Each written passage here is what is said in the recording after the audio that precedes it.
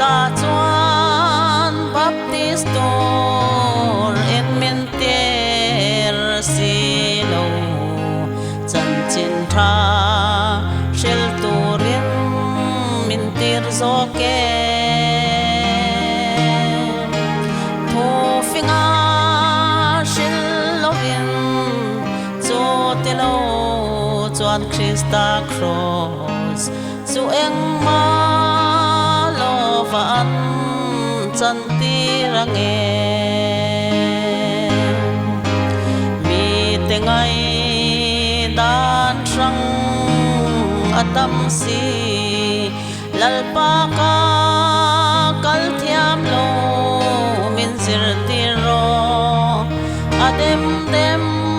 min demang i minga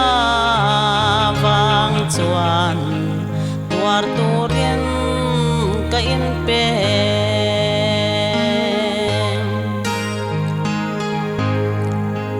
pu seng to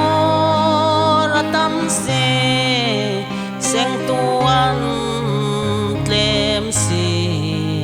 tu tenge katan kalang tin min ko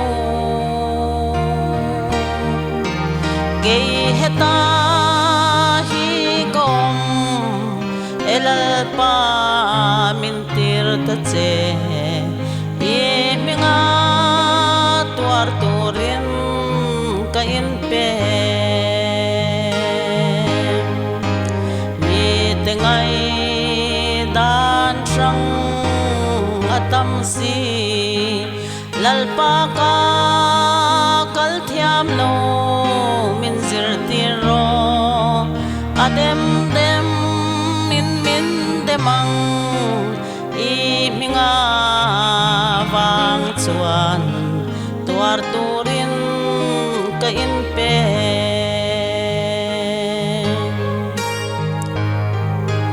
ram hilal ta ani indo na po hi na po lalpa ta lo ni isuro puin len la ilal zialan tiro mitin tin lunga yan lo chengang che mi te ngai dan sang atam si lalpa ka kal thiam lo min zir ti ro adem dem min demang i minga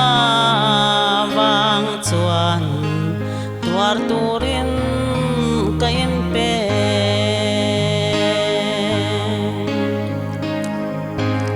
nat na ve zong zong teu lalli suan ne na lokal ru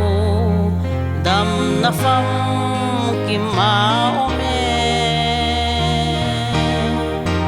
taksale tharau dam na ani awang hianin hallelujah lalpa zo ifakang mi te ngai nan sang